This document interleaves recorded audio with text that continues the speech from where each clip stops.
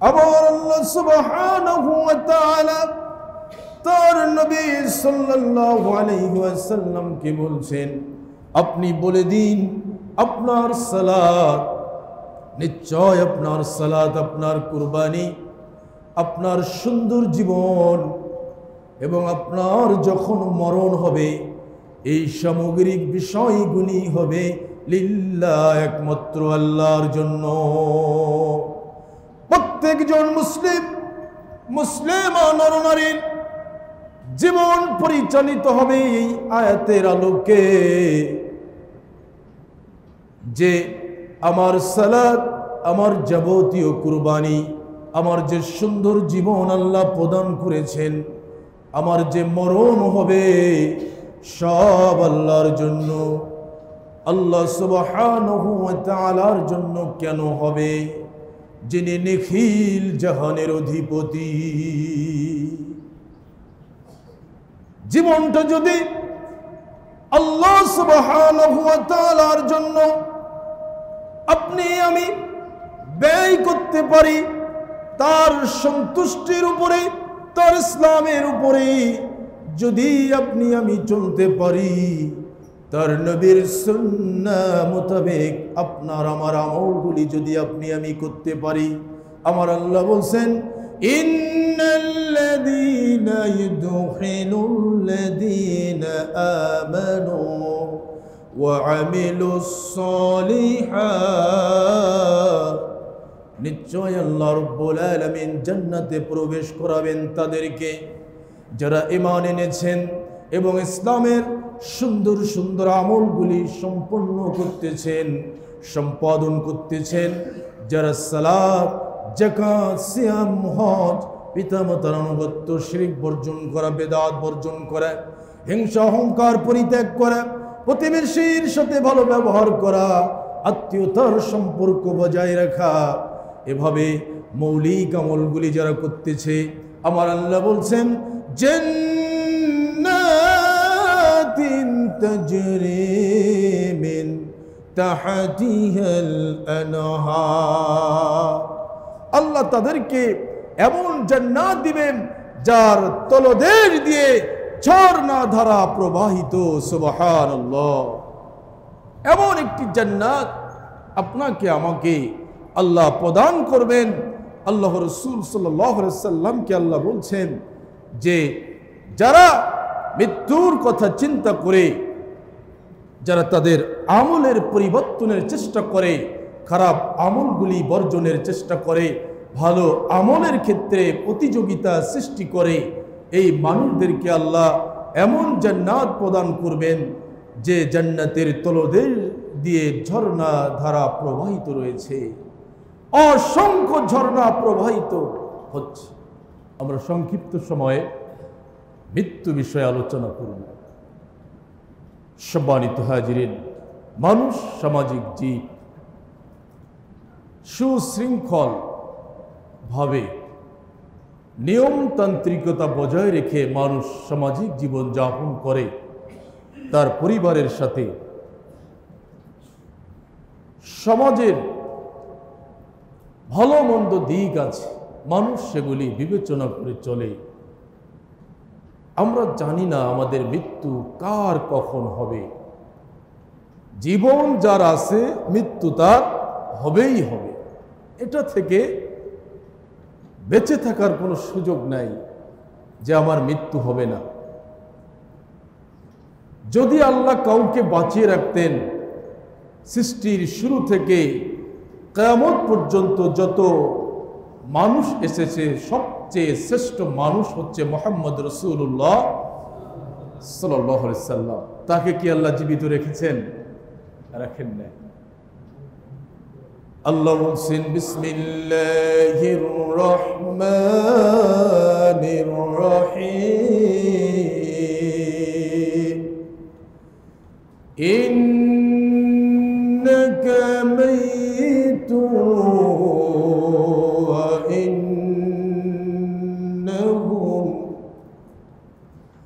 ওয়া ইন্নাহুম মাইতুন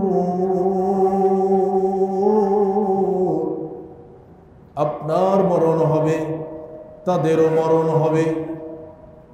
আল্লাহ সুবহানাহু ওয়া তাআলা তার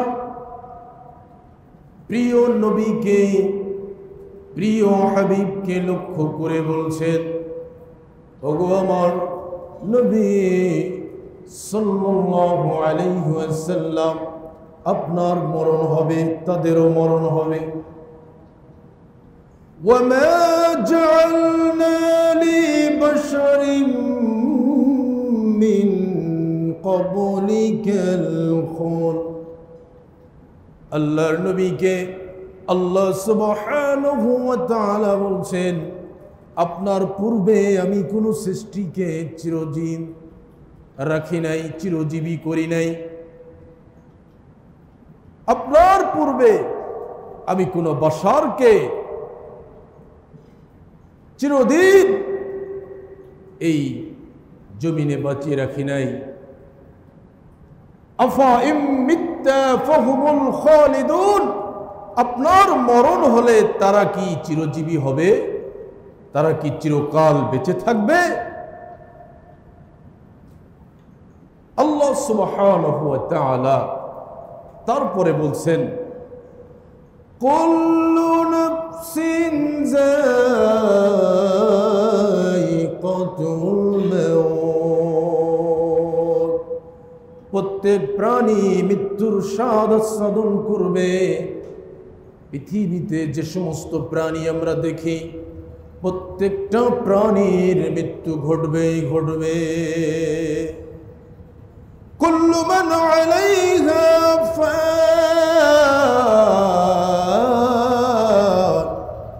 পৃথিবীর সব কিছু ধ্বংস হয়ে যাবে। ওয়ায়াবকা ওয়াজহু রাব্বিকা যুল জালালি ওয়াল ইকরাম,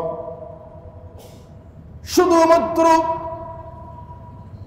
মহানুভব মহামহিমাময় রবের সত্য ছাড়া পৃথিবীতে যা কিছু আমরা দেখছি সব কিছু ধ্বংস হয়ে যাবে। যত ফেরেশতা মণ্ডলী আছে সব মৃত্যুবরণ করবে।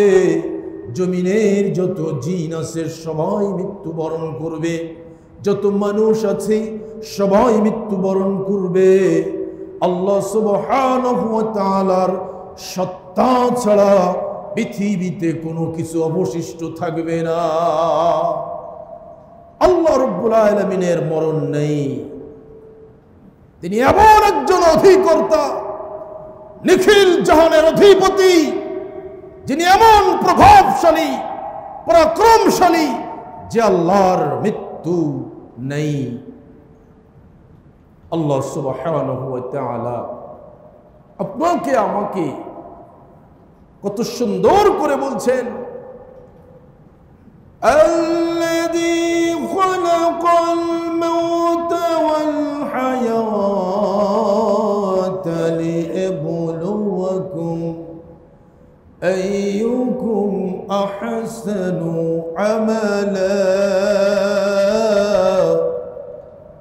আল্লাহ রাব্বুল আলামিন বলছেন, জীবন মৃত্যু আল্লাহ এই কারণে দিয়েছেন তোমাদের মধ্যে আমলের দিক থেকে সর্বশ্রেষ্ঠকে এটা দেখার জন্য, পরীক্ষা নিরীক্ষা করার জন্য। যে ব্যক্তি মৃত্যু এবং জীবনকে নিয়ে কল্পনা জল্পনা করবে, চিন্তা করবে, আমার আল্লাহ বলছেন এই মানুষটা উত্তম আমলের প্রতিযোগিতা করবে। সে বিশ্বাস করবে আমি হয়তোবা 40, 50, 60, 100 বছরের জন্য এসেছি, আমার তো মৃত্যু ঘটবে।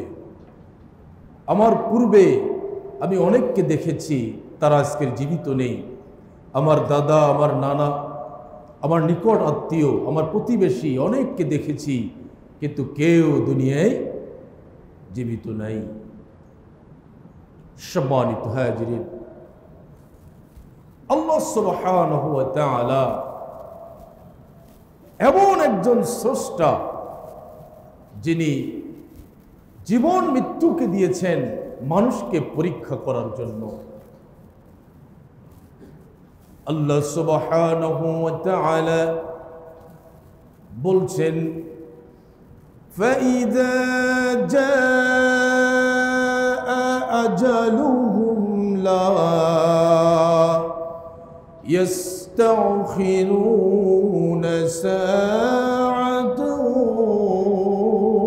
ওয়ালা সাআতান ওয়ালা ইয়াকতাদিমুন।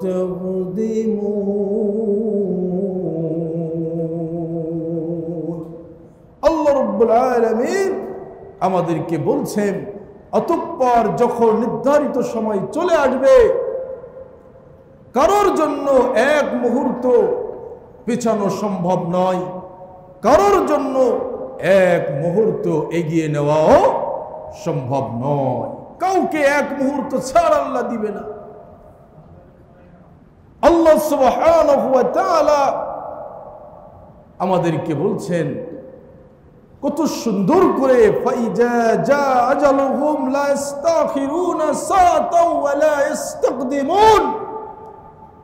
কত সুন্দর করে আমাদেরকে বুঝিয়ে দিচ্ছেন যে তোমরা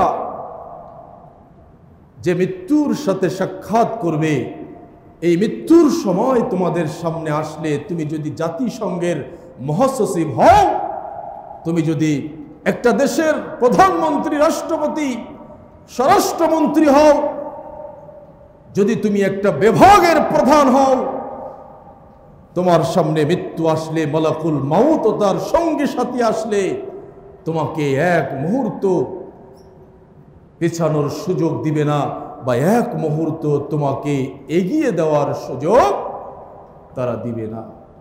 এই সুযোগ থাকবে না। সম্মানিত হাজিরিন, এজন্য আমাদের সবার জীবনটা কেমন হবে? কুল ইন্না সলাতি ওয়া নুসুকি ওয়া মাহয়ায়া ওয়া মামাতি লিল্লাহি রাব্বিল আলামিন।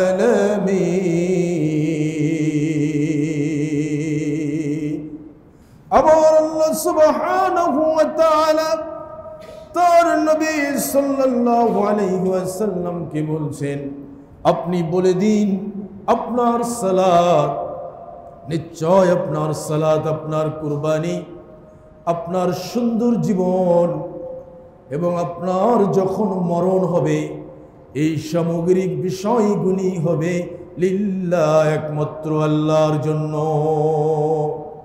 প্রত্যেকজন মুসলিম নরনারীর জীবন পরিচালিত হবে এই আয়াতের আলোকে, যে আমার সালাত, আমার যাবতীয় কুরবানি, আমার যে সুন্দর জীবন আল্লাহ প্রদান করেছেন, আমার যে মরণ হবে, সব আল্লাহর জন্য। আল্লাহ সুবহানাহু ওয়া তাআলার জন্য কেন হবে?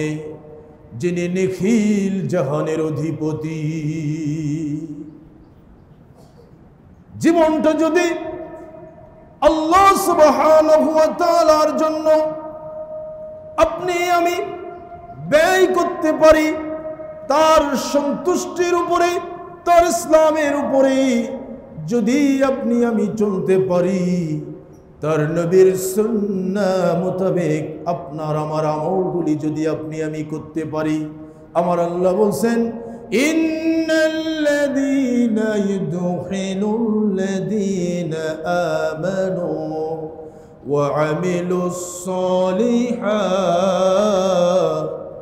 নিশ্চয় আল্লাহ রাব্বুল আলামিন জান্নাতে প্রবেশ করাবেন তাদেরকে যারা ঈমান এনেছেন এবং ইসলামের সুন্দর সুন্দর আমলগুলি সম্পন্ন করতেছেন, সম্পাদন করতেছেন, যারা সালাত, যাকাত, সিয়াম, হজ, পিতামাতার আনুগত্য, শিরক বর্জন করা, বেদাত বর্জন করা, হিংসা অহংকার পরিত্যাগ করা, প্রতিবেশীর সাথে ভালো ব্যবহার করা, আত্মীয়তার সম্পর্ক বজায় রাখা, এভাবে মৌলিক আমলগুলি যারা করতেছে, আমার আল্লাহ বলছেন জান্নাতিন তাজরি মিন তাহতিহাল আনহার, আল্লাহ তাদেরকে এমন জান্নাত দিবেন যার তলদেশ দিয়ে ঝর্ণা ধারা প্রবাহিত। সুবহানাল্লাহ, এমন একটি জান্নাত আপনাকে আমাকে আল্লাহ প্রদান করবেন। আল্লাহ রাসূল সাল্লাল্লাহু আলাইহি সাল্লামকে আল্লাহ বলছেন যে যারা মৃত্যুর কথা চিন্তা করে, যারা তাদের আমলের পরিবর্তনের চেষ্টা করে, খারাপ আমলগুলি বর্জনের চেষ্টা করে, ভালো আমলের ক্ষেত্রে প্রতিযোগিতা সৃষ্টি করে, এই মানুষদেরকে আল্লাহ এমন জান্নাত প্রদান করবেন যে জান্নাতের তলদেশ দিয়ে ঝর্ণা ধারা প্রবাহিত রয়েছে, অসংখ্য ঝর্ণা প্রবাহিত হচ্ছে। শুধু তাই নয়, ইউহাল্লাউনা ফিহা মিন আসাফিরা মিন যাহাবিন ওয়া লুলুয়া, দুনিয়ায় স্বর্ণ মণি মুক্তার যে কত দাম, মধ্যবিত্ত সাধারণ শ্রেণীর মানুষরা তার পাশে যেতে পারছে না, এত দাম হয়ে গেছে।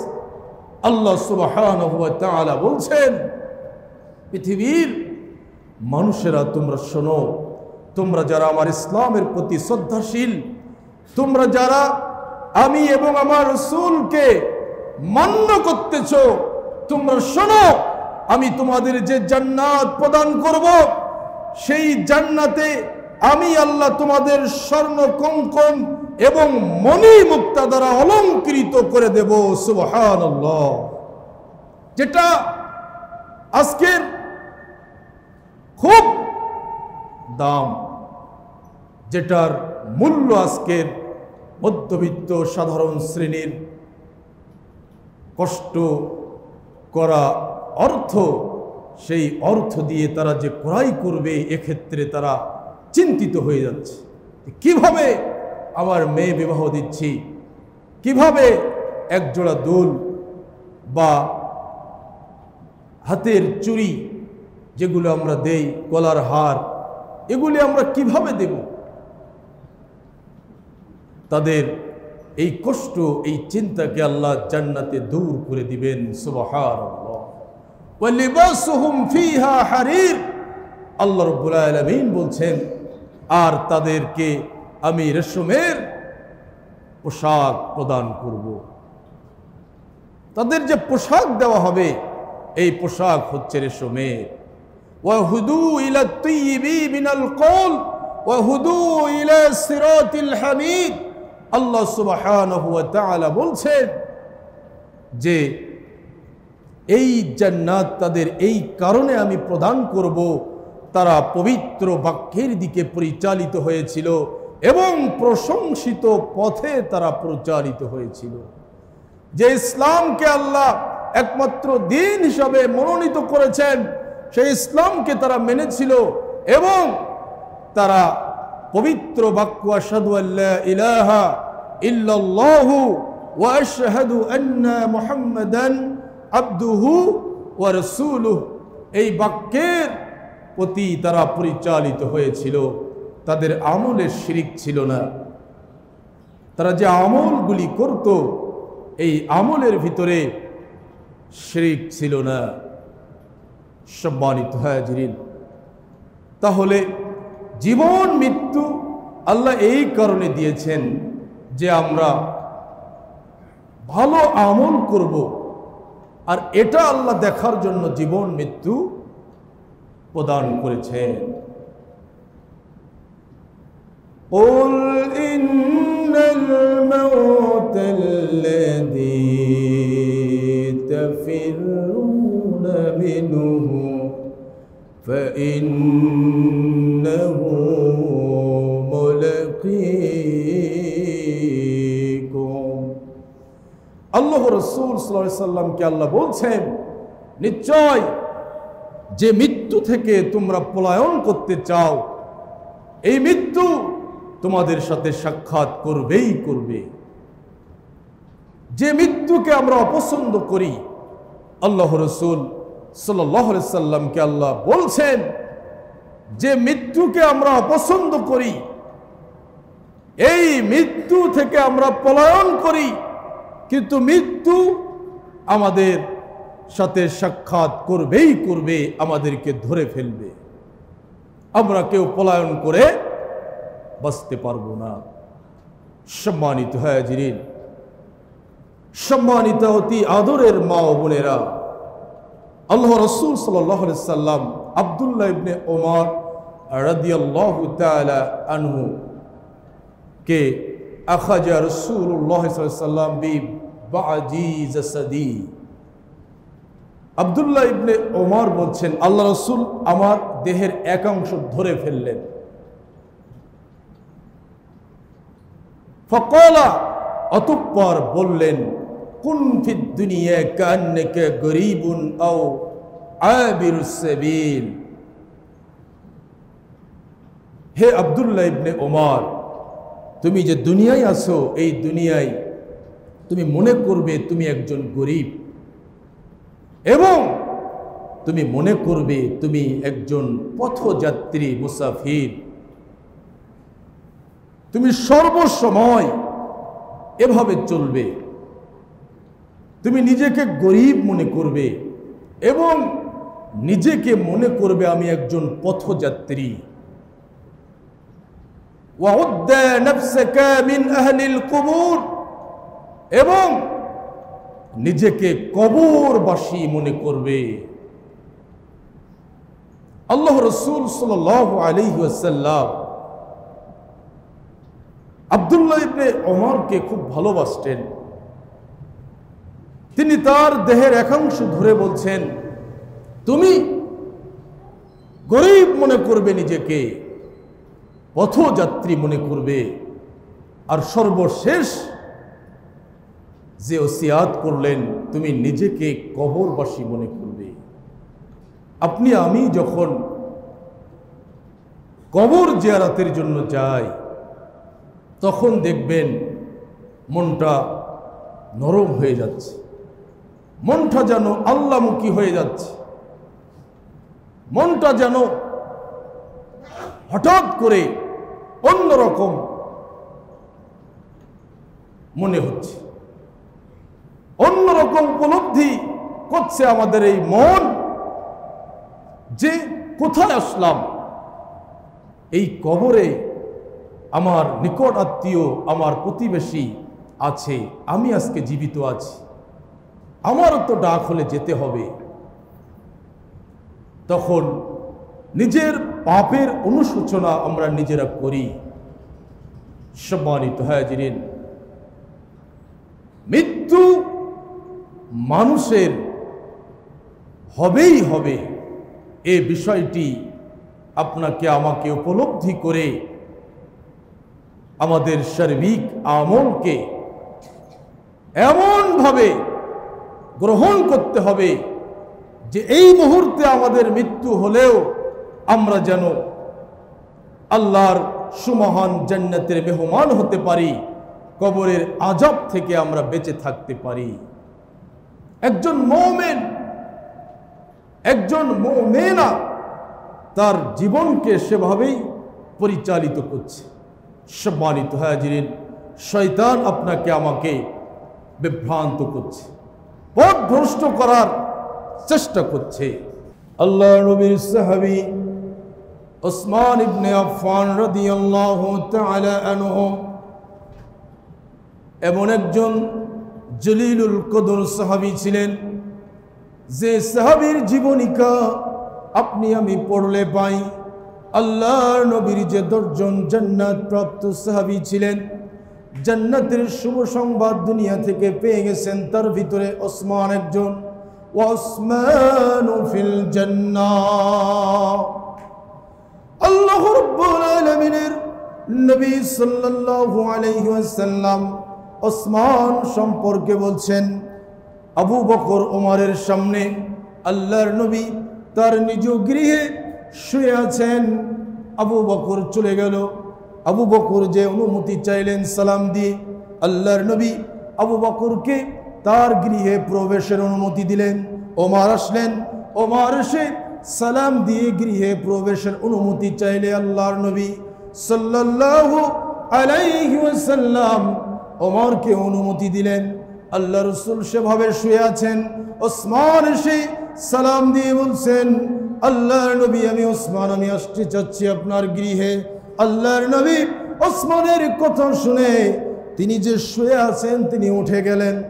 উঠে যে আল্লাহর নবী আবু বকর ওমরকে লক্ষ্য করে বলছেন যে ওসমানকে দেখে ফেরেশতারা লজ্জা পায়, যে ওসমানকে দেখে ফেরেশতারা পর্যন্ত লজ্জা পায়, সেই ওসমান আমার গৃহে ঢুকতেছে, আমি আল্লাহর নবী কিভাবে আর শুয়ে থাকি। সুবহানাল্লাহ। ওসমানের সম্মান কেমন ছিল! সম্মানিত হাজিরিন, যে ওসমান এত মর্যাদা সম্পন্ন ছিলেন, ওসমান কবর দেখলে এত কান্না করতেন যে তার দাড়ি ভিজে যেত। ওসমান এত কান্না করতেন, কবর দেখলে তার দাড়ি ভিজে যেত। তাকে প্রশ্ন করা হলে তিনি বলেছিলেন যে পরকালীন জীবনে যতগুলো মঞ্জিল আছে, যতগুলি স্তর আছে, সর্বপ্রথম স্তর হচ্ছে কবর। ইন্নাল কবরা আউয়ালু মঞ্জিল মিন মানাজিলিল আখিরা। ওসমান বলতেন এ কথা যে পরকালীন যতগুলি স্তর আছে সর্বপ্রথম স্তর হচ্ছে কবর।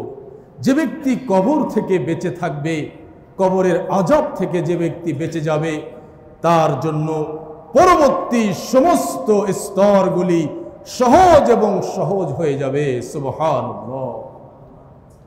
সেগুলি সব সহজ হয়ে যাবে, কোনো জায়গায় আর সে ধরা খাবে না।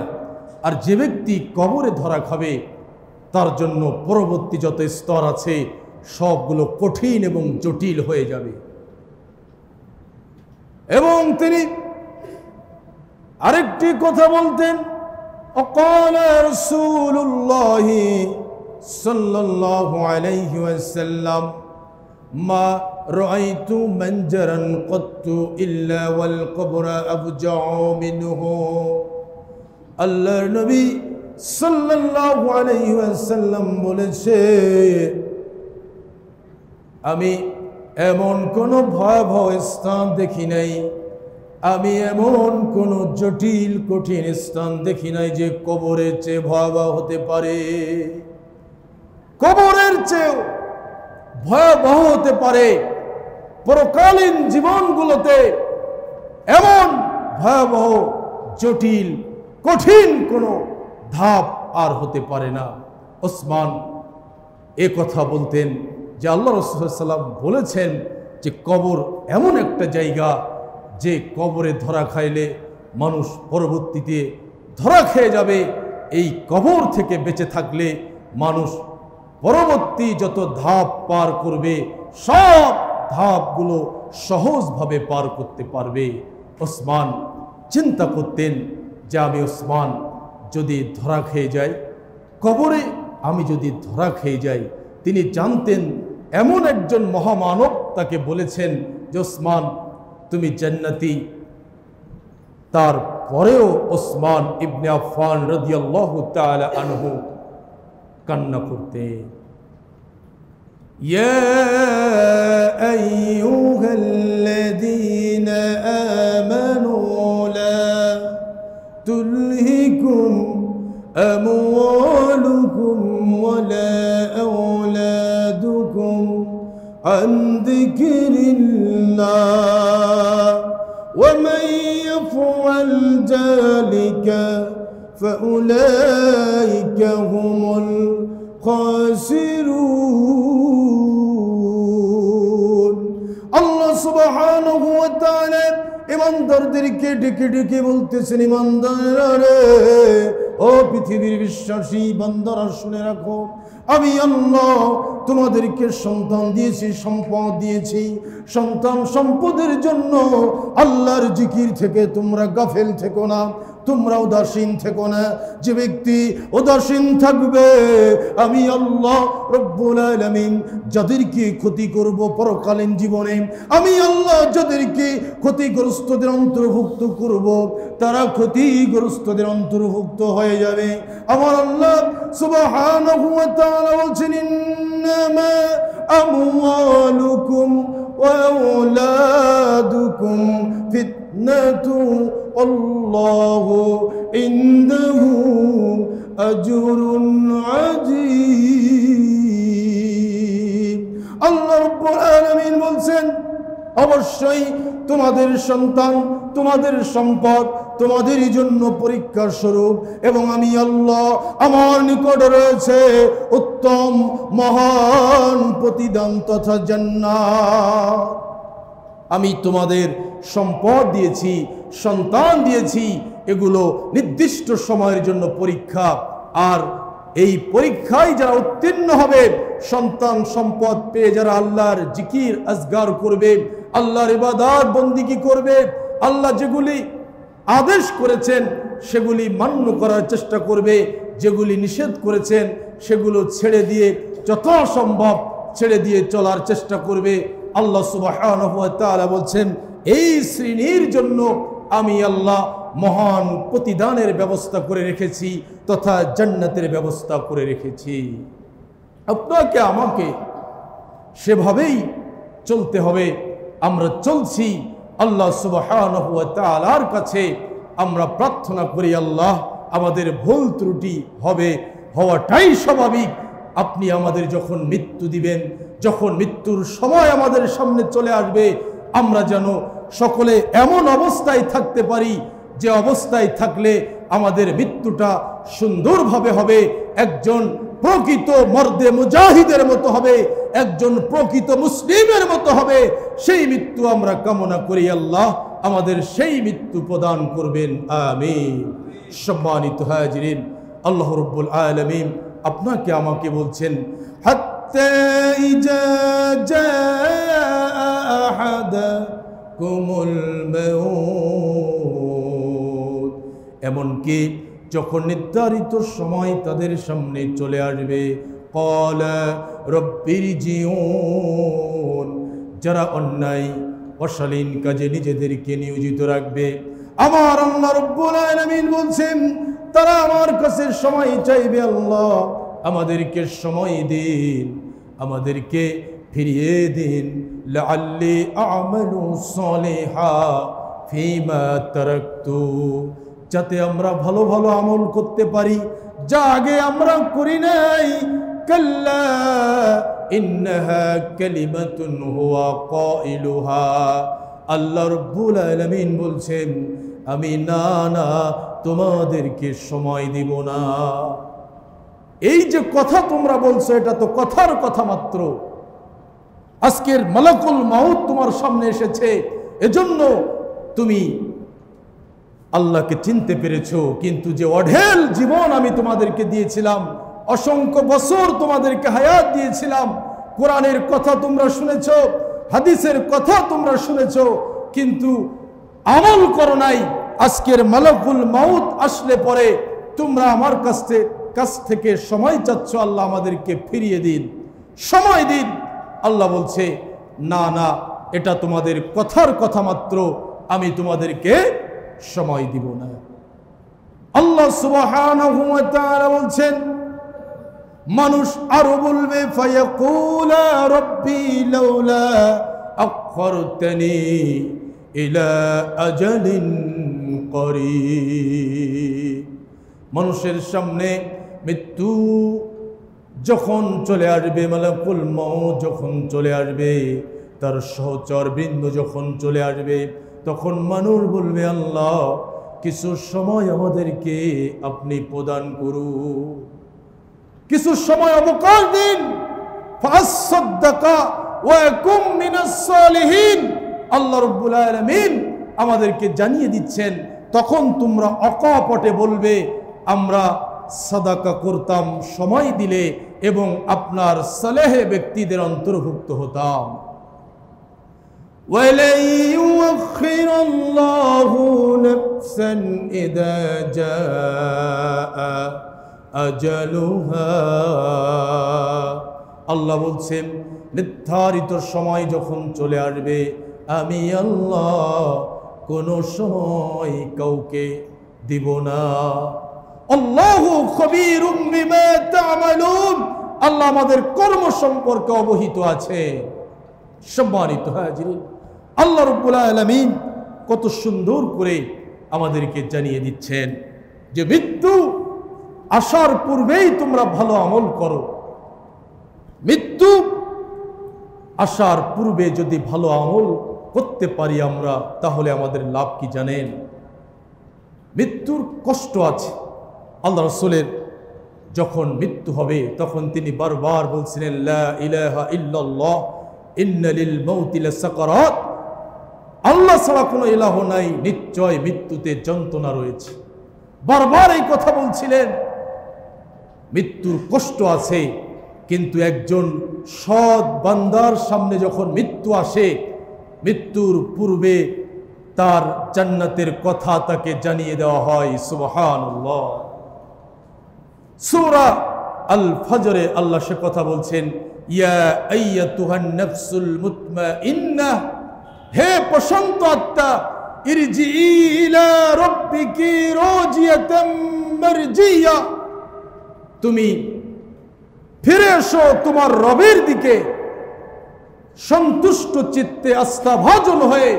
ফাদখুলি ফি ইবাদি ওয়াদখুলি জান্নাতি, এবং তুমি প্রবেশ করো আল্লাহর সৎ বান্দাদের কাতারে এবং প্রবেশ করো আল্লাহর সুমহান জান্নাতে। সুবহানাল্লাহ।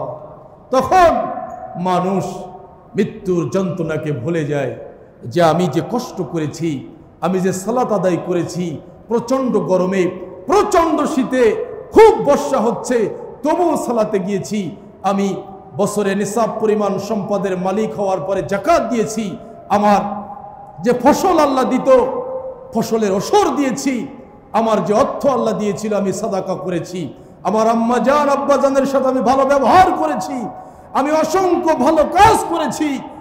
তখন আল্লাহ সুবহানাহু ওয়া তাআলা এই কাজগুলির বিনিময়ে তাকে যে সুমহান বাণীগুলো শোনান, এই সুমহান বাণীগুলো শোনার পরে সে তখন মৃত্যুর যন্ত্রণার কথা ভুলে যায় এবং যে জান্নাতের জন্য এত কষ্ট করেছে, যে জাহান্নামকে ভয় পেয়ে অসংখ্য খারাপ কর্ম বর্জন করেছে, যখন সে বুঝতে পারে আমি জাহান্নামের জন্য সিলেক্ট হই নাই, আমি জান্নাতের জন্য নির্বাচিত হয়েছি, আমার চাওয়া পাওয়া আমি পেয়ে গেছি, আল্লাহর সুমহান জান্নাতের মেহমান আমি হতে চলেছি, তখন সে মৃত্যুর যন্ত্রণা ভুলে আল্লাহর সাথে সাক্ষাৎকে পছন্দ করে ফেলে। সুবহানাল্লাহ।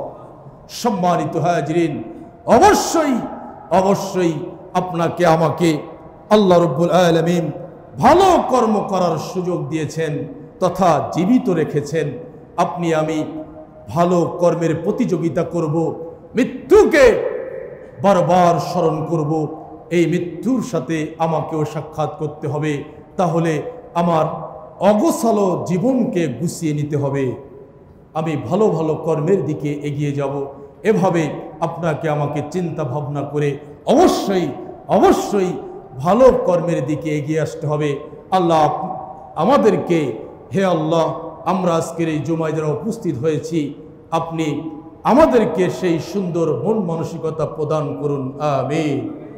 সম্মানিত হাজিরিন, একটি কথা বলে আলোচনা শেষ করব।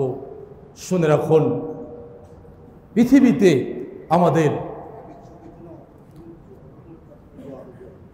আমাদের সন্তান সন্ততি আছে পৃথিবীতে, 1 ঘন্টা কথা শুনে আর 1 ঘন্টা শুনে না।